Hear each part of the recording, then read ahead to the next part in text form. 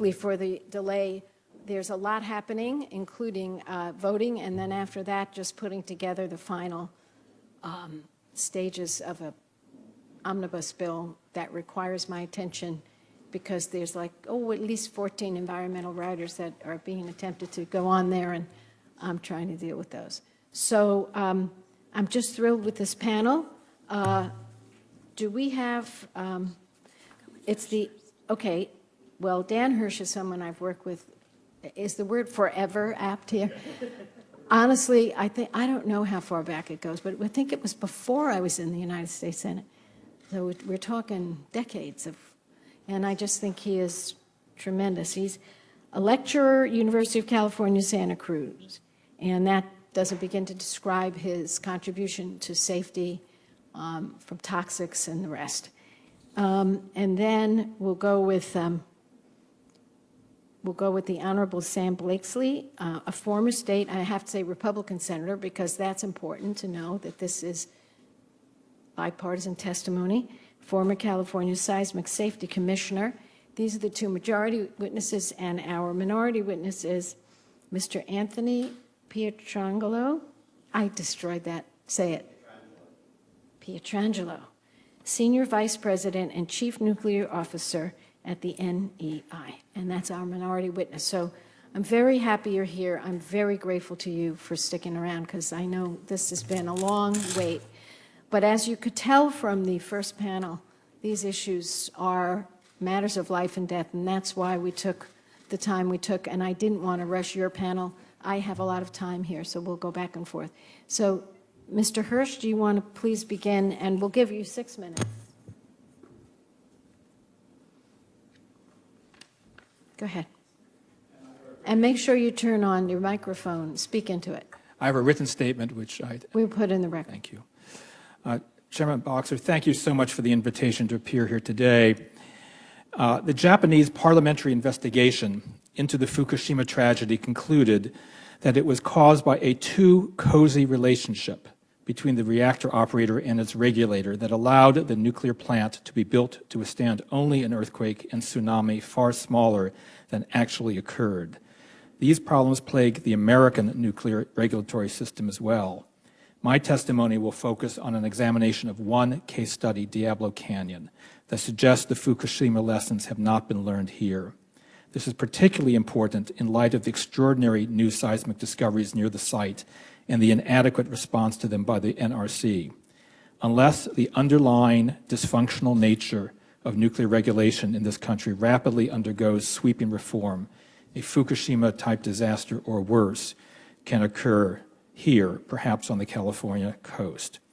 Diablo was designed and permitted based on the claim that there were no active earthquake faults within 30 kilometers of the site. We now know, however, that there are at least 4 large active faults nearby, all capable of more ground motion than the plant was originally designed for. Each time there was a new belated seismic discovery at Diablo, however, the Commission gave PG&E a pass. Rules were relaxed, safety margins reduced, public hearings denied. The most recent discoveries of increased seismic risk have met the same fate. At the construction permit hearings in 1970, the intervener asked for a few hours to present evidence of nearby faults. PG&E and the Commission staff objected, and the NRC refused to permit the matter to be heard. One board member strenuously— Say that one more time, that last point. In 1970, interveners wanted a few hours to be able to present evidence of undiscovered faults. Both PG&E and the Commission staff objected. The licensing board refused to permit the testimony. Tom Pigford, a member of the committee of the board, dissented, saying, shouldn't we find out before we pour concrete if there are earthquake faults? Thank you. He lost, and they went ahead and poured the concrete, and almost immediately it was revealed that there was an offshore fault, the Hosgri fault, much larger than the plant was designed for. But instead of withdrawing the permit or requiring a full upgrade to deal with the new fault, NRC waived the normal requirements of the license and granted an exception for the Hosgri. Only minimal retrofits were required. But it didn't end then. Within days of granting the operating license, NRC, egg on his face, had to rescind it because it turned out the PG&E had used the wrong blueprints for putting in the retrofits. mirror image blueprints, placing the retrofits in the wrong places. They had to do it all over again, leading to a cost moving from $320 million to over $5 billion. The cost overrun largely passed on to the ratepayer. But we were sure, don't worry, we're sure there can't be any more faults out there. And then, a few years later, the second and the third nearby faults were discovered, the Los Osos and San Luis Bay faults. Again, we were told, don't worry, there can't be any more surprises. And then in 2008, the U.S. Geologic Survey found the fourth fault that wasn't supposed to exist, the shoreline fault, coming within 600 meters of the plant. PG&E and NRC said, don't worry, the three recently identified faults were well within the license limits. But then something absolutely remarkable happened. Dr. Michael Peck, the senior resident inspector for NRC at Diablo, actually went and checked the license. And what he discovered was that all three of those faults, according to PG&E itself, had ground motions greater than the plant license allowed. He said that it should be shut down until the problem was fixed. So PG&E proposed, instead of fixing the plant, to amend the license to remove the provisions they were violating. But even that didn't work because they couldn't meet the criteria for a license amendment, so they withdrew it. And that should have been the end of the matter. The plant should have been shut down until it was retrofitted. But instead, NRC allowed PG&E to, in essence, amend the license without amending the license, all to avoid a public hearing. And then Peck took the gutsy step of filing the dissenting professional opinion, which this September, as expected, the NRC rejected. But here's where the story gets most troubling, with developments essentially not reported to the public until today. On the very same day NRC issued to the news media its denial of Dr. Peck's dissent, PG&E released an 1,800-page study required by the state of the seismic situation near the facility. And they discovered that the shoreline fault, which they hadn't even known about until a few years earlier, was twice as long as they previously thought, that a number of the faults are now estimated to produce larger magnitude earthquakes than they had thought just a few years ago, and that, again, all of these are estimated to produce ground motions in excess of what's permitted in the license for all faults except the Haaskree. It's deja vu all over again, a repeat of the problem we've seen year after year after year. And unless we fix these problems, regulated entities pressing for weakening of safety requirements, and of regulators viewing themselves more as allies of the industry rather than protectors of public safety, we will not have learned the lessons of Fukushima. And a Fukushima-type disaster is just waiting to happen here. All it takes, just as at Fukushima, is an earthquake larger than the plant was designed to withstand. It could happen tomorrow. Thank you for your testimony. It's quite riveting, and you tell it in the most straightforward way, and that's what I know about you and what I've always admired. You just give us the facts, and you let us understand the drama just by giving us the facts. And this is dramatic testimony, and I'm very grateful. And now we're very honored to have Sam Blakeslee here, the Honorable Sam Blakeslee.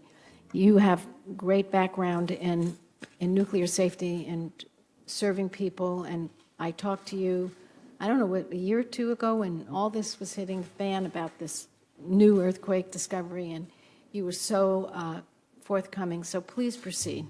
Oh, thank you, Senator Boxer and Ranking Member Vitter, members of the committee. May I ask that my written remarks be entered into the record? They will be. Thank you for this invitation to testify today at the hearing regarding actions to ensure nuclear plant safety in the aftermath of lessons learned at Fukushima. I'm Dr. Sam Blakeslee, and let me start my comments by stating that I am a lifelong Republican, a scientist, and am not anti-nuclear. My testimony here today reflects the culmination of my experiences as a former state senator, as the GOP leader in the California State Assembly, as a member of the California Seismic Safety Commission, and a former senior research geophysicist with Exxon. When elected to California's legislature a decade ago, I raised concerns that state-of-the-art seismic assessment technologies used by oil companies had never been applied to identifying offshore earthquake faults near Diablo Canyon Nuclear Power Plant. I therefore, in 2006, authored legislation, and Governor Schwarzenegger subsequently signed legislation that mandated mandated report that was released just a couple of months ago about the new seismic hazards at Diablo. But even before the release of that report, as Mr. Hirsch has just testified, in 2008, the utility confidently declared to state regulators and the public that their seismic study program had already learned everything there was to know about the surrounding seismic landscape near the plant. Amazingly, only weeks after these assurances in writing of safety, the USGS announced the discovery of the powerful shoreline fault within 600 meters of the plant. And now, here we are with updated seismic data from the studies released just a few months ago, confirming what many had feared and what the utility had long denied. A number of new earthquake threats do exist, threats that are larger and closer to the plant than previously believed. The report uncovers the following revelations. Contrary to earlier representations, the Hosgri fault is, in fact, connected to the San Simeon fault, capable of producing a 171-kilometer rupture. The Hosgri also connects to the powerful shoreline fault, introducing the potential for a magnitude 7.3 just 600 meters from the plant and 300 meters from the intakes, a magnitude 7.3. There are now 5 earthquake hazards that can produce shaking greater than an earthquake on the Hosgri fault, the same fault which the utility claimed was the controlling fault and the largest threat to Diablo. Despite these astonishing findings, the utility continues to argue the plant is now safe, and in fact, now it is safer than ever before. How is that done?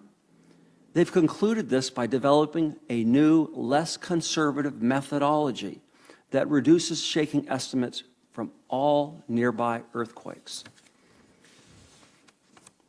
The information about these new faults is so compelling that it led Dr. Michael Peck, the NRC Senior Resident Inspector at Diablo, to issue an official dissenting professional opinion stating these earthquakes could, in fact, by the utility's own estimates, produce shaking stronger than permitted under the current license.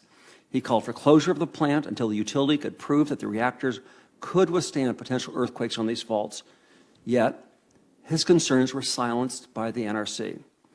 For the NRC to de facto accept this new, less conservative methodology, which reduces estimated shaking from these nearby earthquakes, would be a stunning delegation of authority to the utility and NRC staff that would result in dramatically weakened seismic safety standards at the Diablo Canyon Nuclear Power Plant. This passive erosion of regulatory oversight is exactly what led to the Fukushima disaster, the Deepwater Horizon disaster, and the recent unexpected shutdown of California's San Onofre nuclear generating station, all of which were foreseeable and avoidable. In fact, just this year, the Office of Inspector General of the NRC reviewed the factors leading to the shutdown of San Onofre and chastised the NRC for allowing the utility to sidestep the license amendment process. So the question before us today is, how will the NRC respond to these new revelations about new earthquake threats that surround Diablo? Will they repeat the mistakes of Japan's Nuclear Regulation Authority and rely upon the utility's representations? Will they give the utility a pass around the license amendment process, which is exactly what happened at San Onofre? Or will they recognize the dangers of passive regulatory oversight and insist on higher seismic safety standards? You heard in the prior testimony, the commissioners testified to the complex and convoluted licensing history at Diablo. But we now know much more about seismic issues than when Diablo was licensed. Therefore, the NRC has a responsibility to the public to define updated seismic standards through a formal license amendment process that protects the public interest. This process ensures a robust, independent setting where the best technical arguments can be made in public rather than behind closed doors between the utility and NRC staff. I'd like to use this opportunity to urge a license amendment process for Diablo in the light of these new earthquake threats. Thank you. Thank you so much, Senator. And Doctor? I don't know which one trumps which one, but we'll call you Senator Doctor. Mr. Petrangelo. Chairman Boxer, Ranking Member Vitter, thank you for the opportunity to appear before Why you don't you make today. sure you turn on your mic? It's on. Then do bring it up closer because we Yes. want to hear you. Thank you. I'm Tony Petrangelo, the Senior Vice President and Chief Nuclear Officer at NEI. America's 100 nuclear power plants provide approximately 20% of our electricity and nearly two-thirds of our carbon-free electricity. They produce that electricity 24 hours a day and are not dependent upon wind or sun or fuel delivered by trucks, barges, rail lines, or pipelines to do so. Finally, nuclear power plants provide vital clean air compliance value, and any system that limits emissions or the so-called criteria pollutants or carbon dioxide, the emissions prevented by nuclear energy reduce the compliance burden that would otherwise fall on emitting generation capacity. With that said, some electricity markets in portions of the country are creating serious challenges for baseload generation, including nuclear. Regulated states have been able to create the conditions under which companies can undertake long-term, capital-intensive projects and preserve fuel and technology diversity. In the South and Southeast, state legislatures and regulatory commissions provide the assurance of prudent cost recovery necessary for capital-intensive projects like nuclear. This is why Vogtle and Summer nuclear energy projects are under construction in Georgia and South Carolina. Absent significant market redesign or creation of new market mechanisms, it is not clear how merchant markets will ever stimulate investment in anything but the lowest cost, short-term option. Given today's conditions, this will be natural gas-fired generation, thanks to the relatively low initial capital outlay for a gas-fired combined cycle plant. This and other factors have led to sustained economic stress on some existing generating capacity, particularly baseload capacity. At a time when the surplus of generating capacity in the eastern United States is decreasing, and as existing generation capacity retires, effective and efficient market design and operating practices in the capacity and energy markets are more critical than ever. At the same time the electricity industry is dealing with challenging market conditions, it is also dealing with the cumulative impact of regulations from the Nuclear Regulatory Commission. The NRC currently has more than 50 rulemakings underway in various stages. Almost all of them, if implemented, will require modifications to plant systems and operations, yet the NRC does not appear to be prioritizing or even coordinating many of these rulemakings. Last year, Senator Vinner and House Energy and Commerce Chairman Upton requested that the Government Accountability Office review the NRC's use of cost-benefit analysis, and we look forward to the results of that analysis.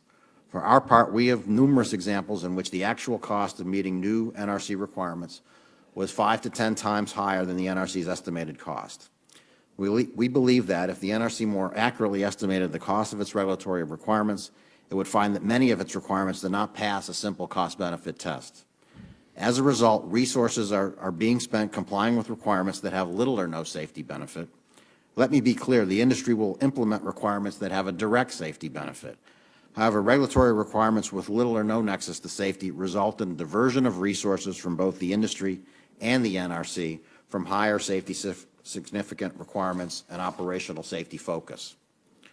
I want to take a moment to quickly summarize the state of post-Fukushima preparedness. After Fukushima, the industry immediately took steps to strengthen our strategies to protect our nuclear energy facilities from severe natural events like earthquakes and floods. We didn't wait for NRC requirements. Each company that operates nuclear power plants has added yet another layer of backup safety equipment to ensure that the facilities will have access to power and water that are necessary to keep reactors safe in the rare event of a severe natural event. Moreover, we developed national response centers in Memphis and Phoenix. Each of those centers is stocked with 5 sets of emergency equipment, backup generators, pumps, standardized couplings and connectors for hoses and cables that are ready for delivery to any U.S. reactor in 24 hours. The companies using some of the nation's best experts also are reevaluating external hazards like earthquakes and floods for their sites using the latest methods and data. The next step is to review the protective and mitigating measures put in place against the latest site-specific hazard information to determine if any refinements are necessary. We are in the process of conducting those evaluations and expect to have largely completed implementation by the end of 2016. And Chairman Boxer, I invite you to go to any nuclear power plant in the country to see what's occurred in response to Fukushima since 2011 to now. And you would see. I have done so. Thank you, sir. Finally, I'd like to offer a perspective on seismic regulation, particularly at the Diablo Canyon Nuclear Power Plant. When Diablo was under construction, the nearby Hosgri Fault was discovered. Because the ground motions from the Hosgri Fault could exceed the double design earthquake postulated in the plant's operating license, prior to commencing operations, the plant was retrofitted to withstand the ground motions from the Hosgri Fault. The Shoreline Fault, discovered in cooperation with the U.S. Geological Service in 2008, is below the Hosgri ground motion levels for which the plant was retrofitted in the 1970s prior to commencing operation. As a result, the plant is able to withstand the largest ground motions that could be expected to be generated from any of the nearby faults because none exceed the plant's robust Hosgri earthquake design. I realize because some staff at the NRC filed a differing professional opinion, and to my friend who I just met, Sam here, that's not silencing someone to file a different professional opinion. That's part of the NRC's process, and that was used here. Differing professional opinions do occur among 4,000 staff at the NRC, and they have a process for addressing them. No one was silencing anybody. In this case, the conclusion was that there is now, or never has been, a safety concern with this issue at Diablo Canyon. In addition, the panel concluded that older analytical techniques were overly conservative and no longer technically justified since the license at Diablo allows for newer technologies to be used. Chairman Boxer, that concludes my prepared remarks, and I look forward to your questions. Thank you so much. Well, just a couple of comments, sir. When Mr. Hirsch spoke, he talked about a cozy relationship between industry that occurred and the regulators in Japan, and then you had Fukushima. And I honest to God think, given your obvious intimate knowledge of the NRC and how people disagree and all this, you're proving his point. I don't get how industry knows what different people feel within the regulator. I mean, that's just the regulating agency. That says to me, you proved the point. It's really a cozy relationship. And that's my view. I know, I'm sure you don't agree, and I respect that. But I want to. Well, I'd hang my hat on our safety record, Chairman Boxer. Review our safety record. Well, they would have done that in Fukushima Daiichi plant. As a matter of fact, I was listening to your testimony. It could have been given, that same testimony by the industry, a day before what occurred. So we're not really talking about the fact that, thank the Lord God, we haven't had a crisis. But I'll tell you this, the plant in California that just shut down, we averted a crisis because they upgraded the plant and they didn't do it right because they tried to escape the steps they should have taken. So at the end of the day, the regulator is very important. And you, in the beginning, complained that there's too many regulations and so on and so forth. Do you know what the cost is going to be to clean up after Fukushima? Do you have that number? I know approximately what each plant here is spending to make sure that we don't have No, I didn't here. ask you that And I do not have a good estimate well, of what it's they're spending. $100 billion, the latest estimate, $100 billion. Now here, you have the Price-Anderson Act, so you would pay how much in an accident like that? It before depends on what the Congress taxpayers come in? approves, Senator. Well, the law has a deductible, it's like $13 billion. And the then- Congress can also Well, approve higher levels. the Congress can, will, won't. If something happens today, God help us, it's $13 billion, and tax that you'd have to pay, not you, the plant, and the rest would be paid by the taxpayers, which is a whole other issue that we're not going to get into today. But I'm making the point. The risk, the financial risks that these companies are taking add to my concern because everything's not on the line because of Price-Anderson. It's very rare. We don't have many examples of where an industry is so protected. And I just say, you know, I feel for you because you don't have your colleagues, my colleagues who would take your point of view. And they're not here because they're working hard on other things. But I just have to say from me to you, I think that when you take these safety measures, which you say are happening, even though not one of the 12 recommendations by the NRC staff has been fully implemented, it really helps the nuclear industry. It doesn't hurt the industry, it helps you. Because, let me just say, if God forbid something happens, whether it's cause of an earthquake or another problem, that'll be the end of nuclear power here. We don't want to see that. We want safe nuclear power. We do too, Senator. Good. And again, I Good. will meet you at any nuclear power plant in the country to review what Well, you they don't- put in place since 2011. It's not To necessary. suggest that Sir. nothing has been done at Sir. these sites in response to Fukushima I didn't is not say that, appropriate, sir. Senator. Sir, calm down. Calm way back down. I'm not talking about what industry is doing. I'm talking about what the NRC has put in place post-Fukushima. And you can disagree with it, but you wouldn't be telling the truth to the people, because here it is. There were 12 task force recommendations. They came in 2011, July 2011, July 2012, July 2013, July 2014. Not one of these is in place. So they have not been fully implemented. And this Chairman is- Boxer, the Sir, NRC I'll issued call orders you- in March of I'll call you 2012, in a 1 moment. year after the Fukushima event occurred. I'll call in your minute. Here's my point. You're not responsible for this, sir. You're not in any way responsible for this. I'm responsible because I have oversight over the NRC. I am making a point here. Fukushima was a huge disaster for the nuclear industry worldwide. I'm sure you know that. And you also know that if anything were to happen, it would be, almost a death knell. And we don't want that. I don't want that. I want safe plants. I want plants that respond to new information, such as deep earthquakes, longer earthquakes, larger, not by manipulating the shake factor. How ridiculous is that? You're sitting next to a scientist. And by the way, Republican scientists. That's amazing. I'm so excited that you're here, because we see in the Republicans here, they don't listen to scientists. But you are a Republican scientist, and you have told us what they have done is irresponsible. So I wanted to make that point. I'm going to talk to Dr. Blakeslee and Mr. Hirsch, and thank you so much for your testimony. And making sure that a nuclear power plant is protected against a severe earthquake requires an understanding of how much the ground will shake. And that's why I was so pleased to hear you address that as a scientist. And what will happen to the reactor safety systems when they are subjected to an earthquake. Can you please confirm, to your knowledge, because you may not know this, but I'm asking you, can you confirm that NRC has thus far always accepted estimates of how strong an earthquake might occur at Diablo Canyon that use questionable science to minimize the risk? Mr. Hirsch. That's been the pattern over and over again.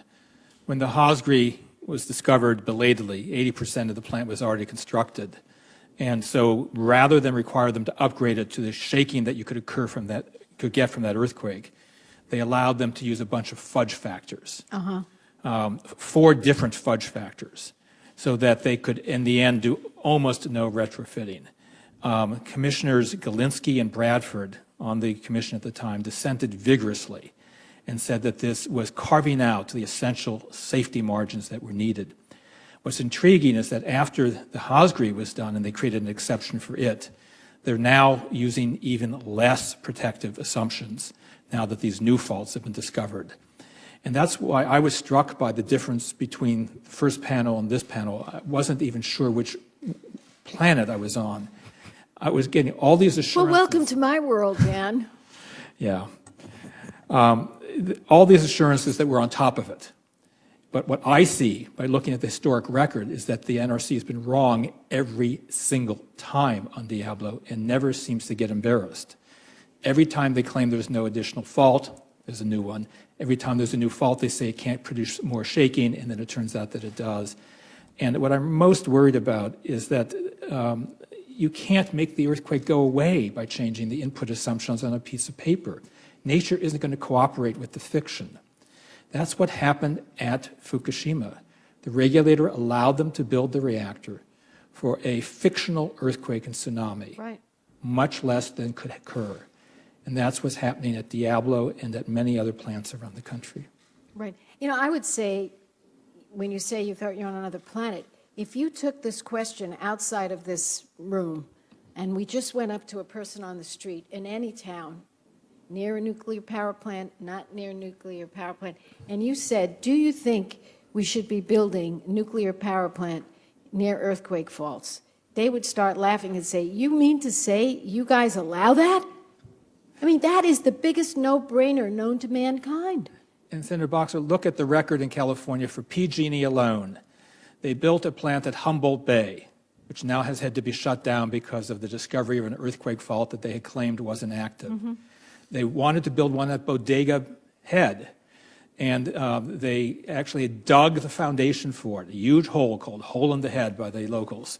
And someone, a seismologist, crawled into it on a weekend and found a fault in the hole right where the reactor was going to go. So that's why there's no reactor at Bodega Head. So then they turned their attention down to Diablo. Right. Yeah, I want to call on Dr. Blakeslee here. So the question is, let me ask a different question since that one I think was answered. Could you also confirm that ever since the Hosgreave fault was first discovered, to your knowledge, the NRC has never required PG&E to prove that the reactor's safety systems could withstand such a severe earthquake using the conservative safety assumptions that NRC is supposed to use? I would say that's accurate. And Put on your mic, please. I would say that's accurate, and I would probably go further.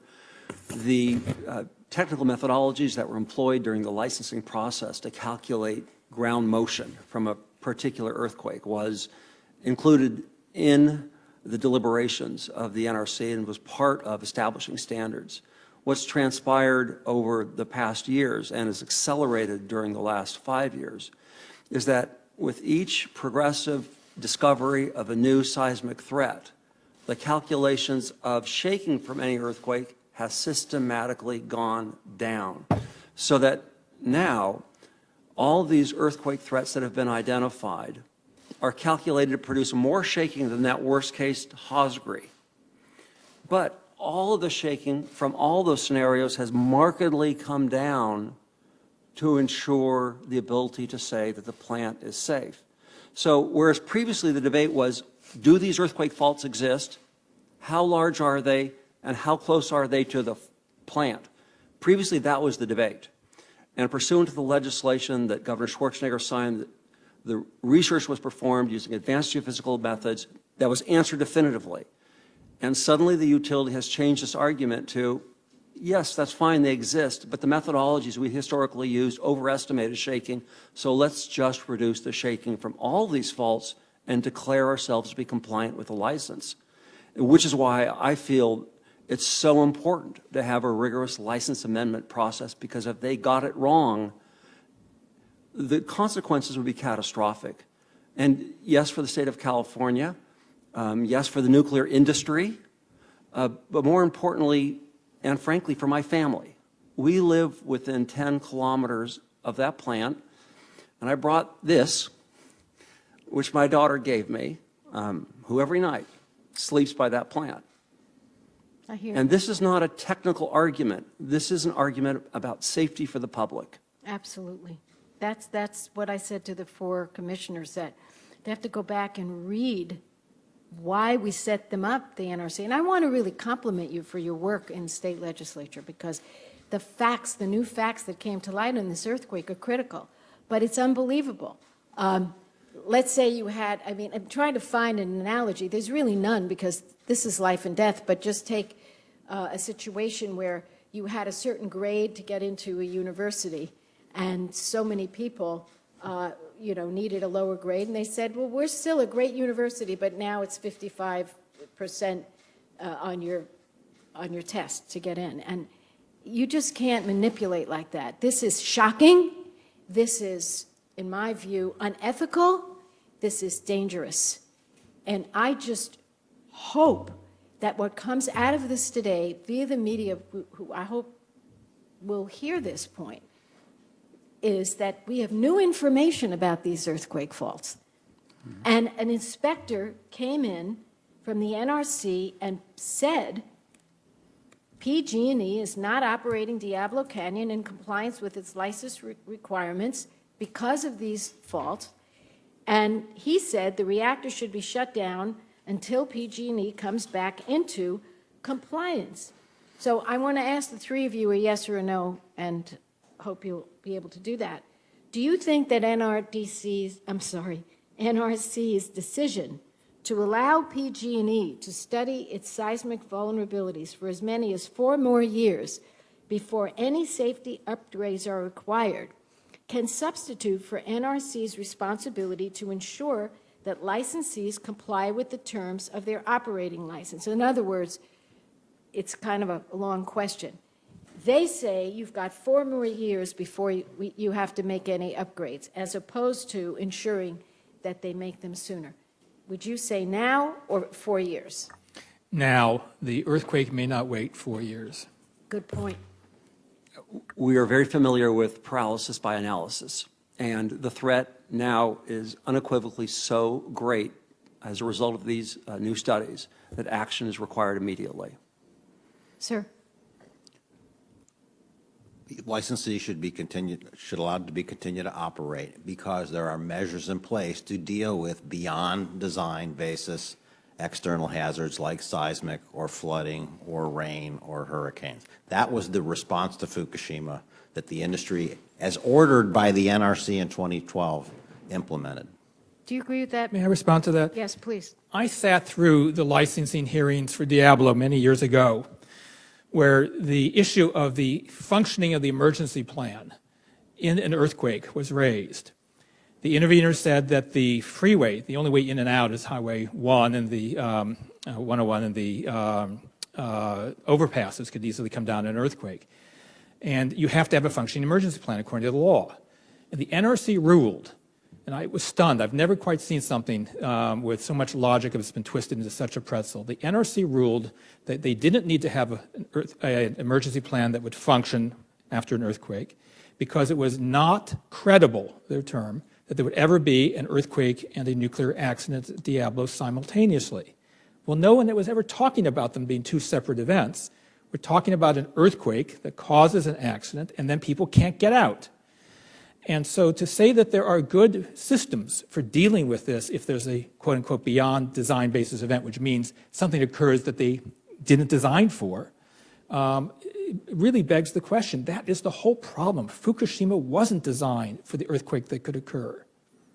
Do you think, Doctor, that 4 more years before any safety upgrades are required should be permissible at this point, knowing what we know? I believe that now that the seismic issues are resolved, the engineering questions should go to the front of the list.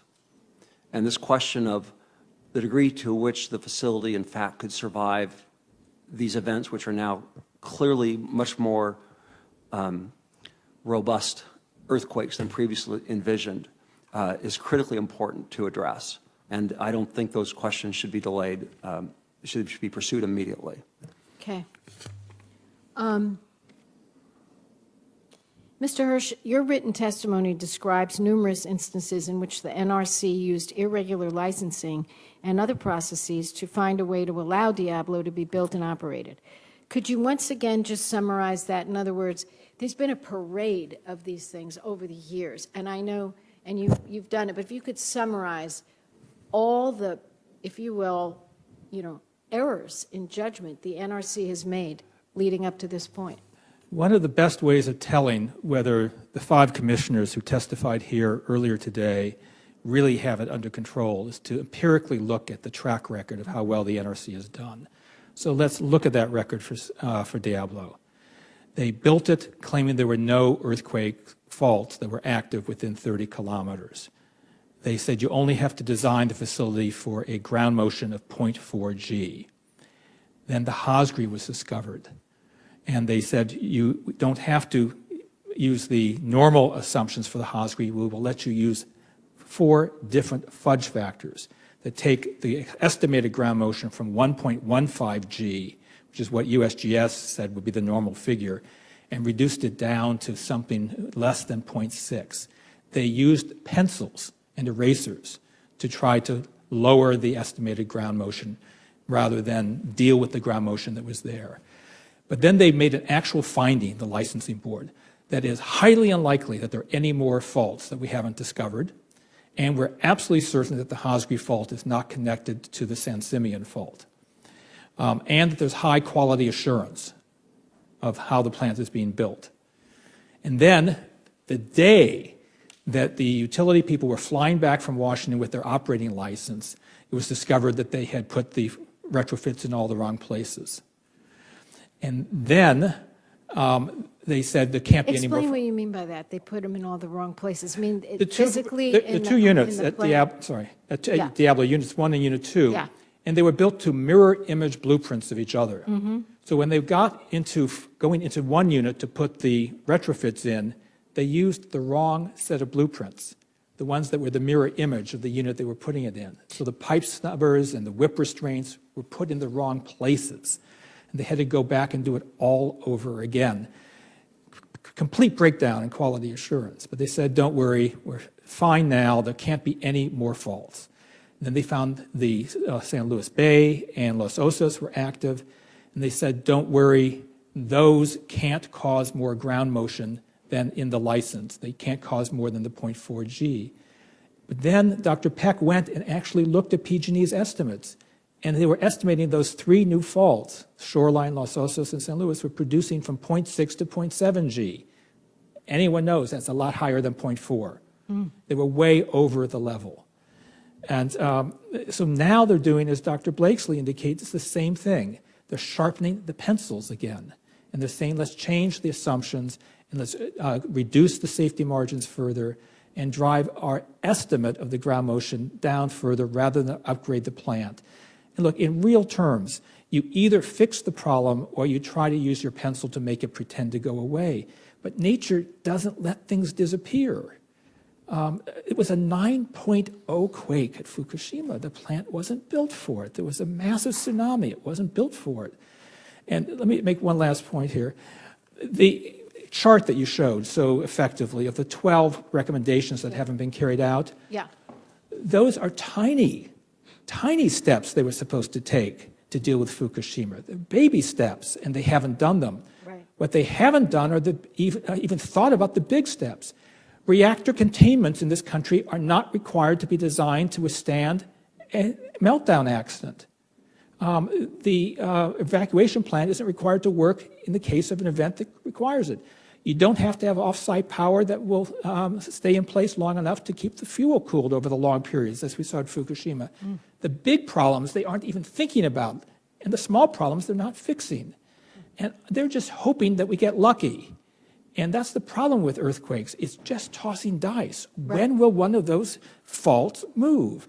It's not up to the NRC. Right. It's not I've up to gone the through Nuclear big Energy ones. Institute or PG&E. Nature's going to decide when that Right. fault moves. Right. And the question is the plant going to be ready for it? And right now it's not.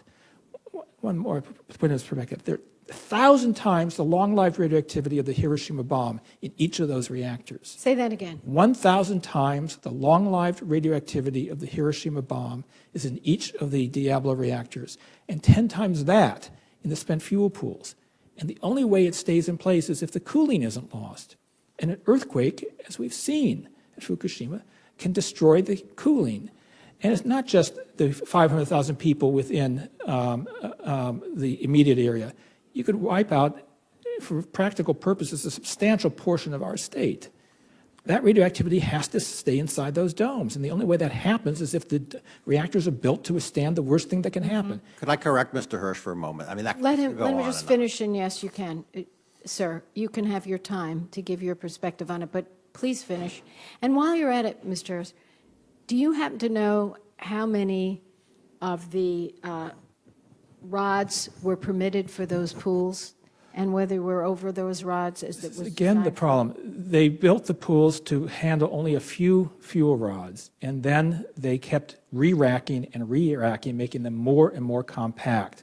So the National Academy of Sciences has indicated that under some loss of coolant events, you could not only have the fuel in the pools lose their cooling, but they could catch fire because the zirconium cladding tends to burn when it gets hot in the presence of air.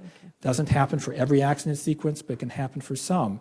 And that, as I say, there's 10 times more long-lived radioactivity in the pools than there are in the reactors. So you have to prevent there being an event that the systems can't withstand.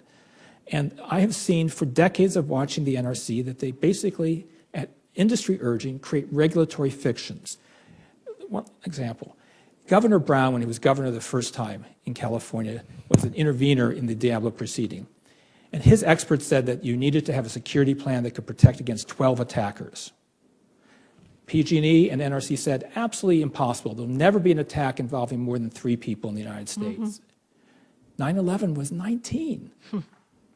So over and over again, they've been wrong. And the reason is because it's cheaper to pretend that a smaller threat can exist. Well, it's all follow the money.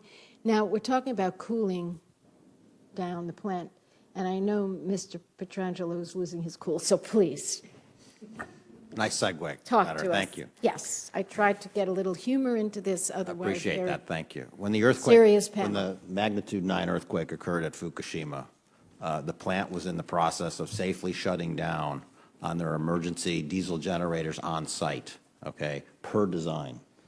And that earthquake was historic, all right, and for the first 45 minutes of that event, those 3 reactors that were operating at Fukushima And what's your point? Daiichi were shutting down safely. It was the tsunami that caused the accident at Fukushima. And until we get into the It's plant. the earthquake that caused the tsunami. That's the reason why you have to build safely, because the earthquake caused the tsunami.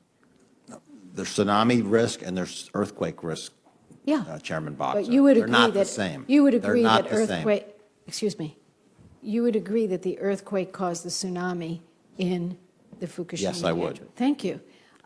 Doctor, do you have a final thought? Well, I'd make one quick observation that although Fukushima is often used as the test case around which we hold this conversation, it's not the only earthquake which has caused the shutdown of a nuclear power plant. In 2007, Japan had an earthquake, a much smaller earthquake, even a relatively modest-sized earthquake compared to what we're discussing, that hit the west coast of Japan and knocked out the largest nuclear power plant in the world, the KKPN plant. And just by way of scale, and I was serving on the California Seismic Safety Commission at the time, so I had access to much of the data that was shown that has never seen public purview.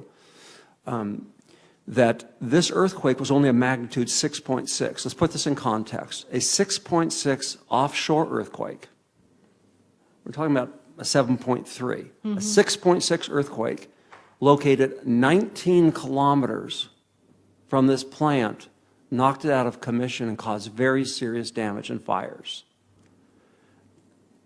19 kilometers. So in terms of energy release, the energy released from that earthquake was 1/30th the energy that would be released from the earthquake we're now discussing. And it was 30 times further away. So And it the- knocked yeah. out that plant. So to argue that it would take a tsunami to take out a nuclear power plant is not supported by the facts. I hear Yes, you. it is, Sam. Unfortunately, I have to disagree with you on this one. There was no damage to any of the safety-related equipment in Mr. that plant. Petrangelo, That talk was to me. an- Talk to I'm me. sorry. Don't talk to Sam. Well, Talk to I me. want to, because I tremendously respect him for his, I understand you respect him, but talk to me. This is a Okay. hearing, and I'd like you to address the chair. Thank you. Please. All right. yeah, there was a transformer fire at the Kashiwazaki, Korea site, okay? It didn't knock out the power plant. There was no release to the public. There was no safety-related structure systems or components that were damaged by that earthquake. In fact, let's go back to the Tohoku earthquake that did cause the tsunami at Fukushima. The Onagawa plant is much closer to where that plant occurred. There were walkdowns done of the Onagawa plant after the Tohoku earthquake, and like Kashiwazaki, Korea, no damage to any safety-related structure systems or components at that plant.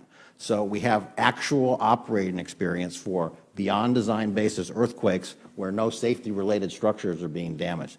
I'm not trying to say that we don't study the new information. In fact, I think this is to your point, Chairman Boxer. The licensing basis of a plant does change over time, and there is new information that's brought to the table that has to be evaluated for its safety significance and then acted upon. And there's a process for doing that. Mr. Hirsch may not like the process very much, but it's a very No, I disciplined think process Mr. that the Hirsch likes NRC the has, process. He and that you doesn't have like the oversight result. over He to doesn't, yeah. determine whether new Yeah. requirements I are mean, necessary. I just don't think you're being fair. There's a process, and there's the integrity of the process. Those are two different things. You have a process where an inspector said about Diablo, it's in violation of its license. It either needs to be upgraded or the operation has to be suspended until it's upgraded. So I don't think it's fair to say that I don't like the process. I just want a fair process that is not a process that results from too cozy a relationship with the industry. Because in my mind, and I've been around a long time, the industry is better served, as is everybody else, when safety is the mission. Because look what happened after Fukushima. Not a good thing for the nuclear industry. It's not good. And you can go through all of I never heard someone sort of try to minimize earthquakes. But anyway, Dr. Blakeslee, you had some disagreement with his I do. I think the criticism, so parsing go of the ahead. answer was very telling about the The safety. parsing of his answer? The parsing of the answer was very telling about what was and wasn't damaged, and he identified certain safety elements that were not damaged. But if you actually looked at the photographs, you can see that the foundation of the nuclear power plant settled in a manner that ruptured the water mains that was there to provide firefighting capability. And through luck, that transformer fire did not extend to produce the kind of worst-case scenario we saw at Fukushima. But let me say, they also had a safety building which was designed for just that purpose. So when the teams of operators ran to get to the safety building, the earthquake had damaged the door so it couldn't be opened. They could not get into the building to implement their safety procedures that were inside that building. And when the local fire department came racing to the site because of the alarm, the earthquake had caused sufficient separation of grade and the road. They could not get to the facility using the road. And the nuclear power plant was knocked out of commission for years, or many reactors were. Those are facts. They weren't knocked out by the earthquake, Dr. Blakeslee. They were not allowed to operate. I wonder why they weren't allowed to operate. Right. Again, the roads in the town of Kashiwazaki are not safety related. You know, you two can take this outside. My interest, but my interest here, you know, is not in Korea, it's about my state. And 500,000 people, one of them sitting in front of me, who's living in a circumstance where if I don't do my job and NRC doesn't do its job, there could be a terrible situation. Now, if you're conservative, you want to do the conservative thing. And it seems to me a pretty straightforward thing. You either suspend operation until you've retrofitted the plant in the right way and fix it and start it up, or that's it. Those are the two options. You can either fix up the plant or you can suspend operation. So it seems to me that what the NRC has apparently done, which is to give them 4 years, and what they're doing to change science, which, you know, we're kind of used to around here, given people's views of scientists and climate, they change, they pronounce what they want about it. But I don't. I listen to the scientists. And I am very suspicious when you tell me that they have changed their analysis of how much the plant will shake just to, by happenstance, meet the levels that are allowed in the license. This is scary. And, you know, I don't want to overstate what I feel because I don't want to impugn people, but I do want to say there's a lot at stake here. I've gone through some horrific things in California, including an explosion of a pipeline where people died, and it turned out there weren't inspections, there weren't upgrades. I've gone through a traumatic experience with San Onofre where they made an upgrade, but it was faulty. And, you know, there, but for the grace of God, that place is shut down. And, you know, it's clear to me what the options are. I just want to say to all three of you, you've been terrific, all of you. I think the fact that there was a little give and take, that way, this way, is always good. And I think that what for me is the critical piece here is the safety of that little daughter. And yeah, that's it. That's why I'm here. I'm not here for any other reason. There's no other reason I'm here. And I will continue to push hard on this. But I also want to say to the two of my constituents, how important your work is back home, what you did to get the information about the new earthquake, and Governor Schwarzenegger then signing that. Congratulations. What if we didn't know about it? I mean, you can only be as good as the information that you have. So I want to thank all three of you. This has been a really long day for us here to get to this, but I think when it comes to the safety of 500,000 people, you know, if we have to do this again, although I must admit I won't have this anymore, and won't Mr. Petrangelo be excited when this gavel goes over to my buddy, Jim Inhofe, who sees things a bit differently. But you know what? I still have a role, a voice, and we'll still continue to work together. Thank you very much. We stand adjourned.